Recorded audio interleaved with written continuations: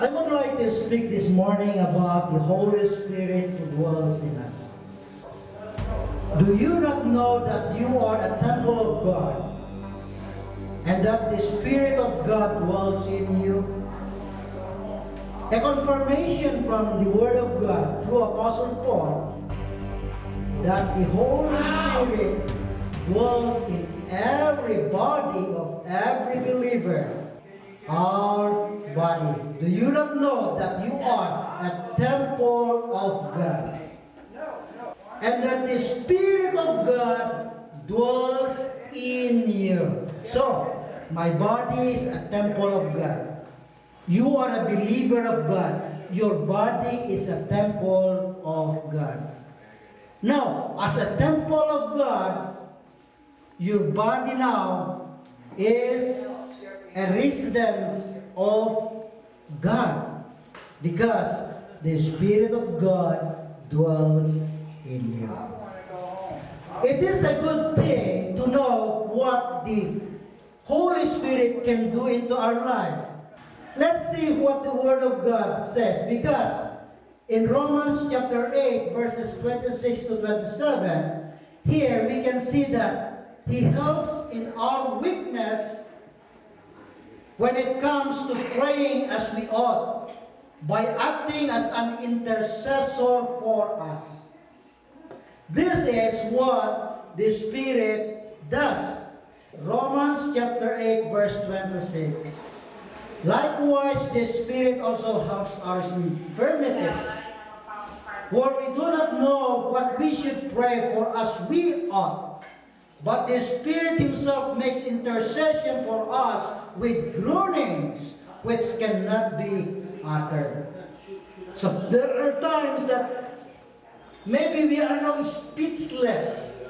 We cannot talk as clear as we should be. So you might come to think, will the Lord understand me? Nobody can hear or understand what I'm saying.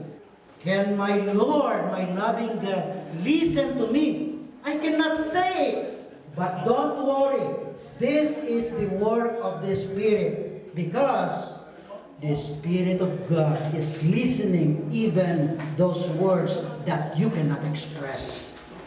Those words that are in your mind.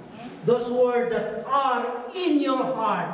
The Spirit of God is listening. And He is delivering those prayers to our loving God, Father in heaven.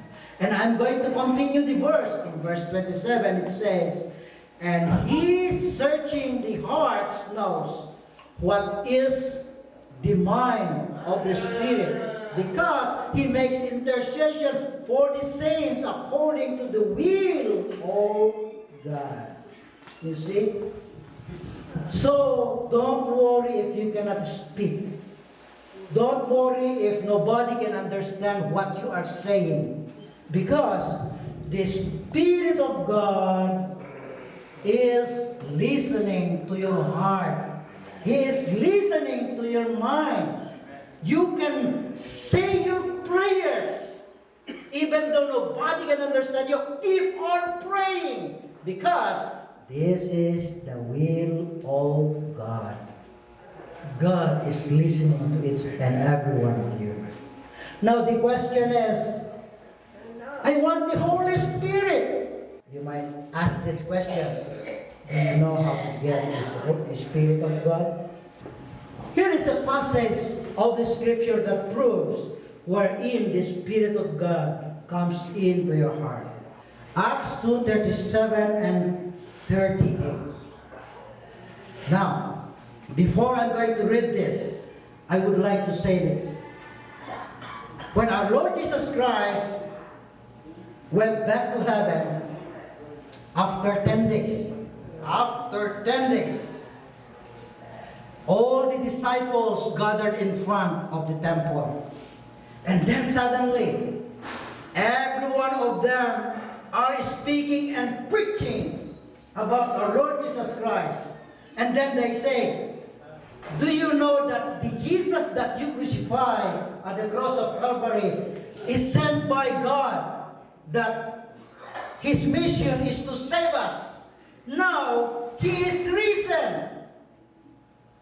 And now the people of Israel coming from different places, because this was time for a feast of the Pentecost, and it is their tradition that Jews go back at the temple to bring their offering.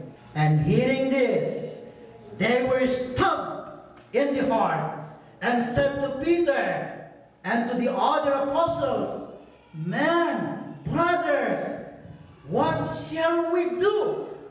And do you know the answer of Apostle Peter?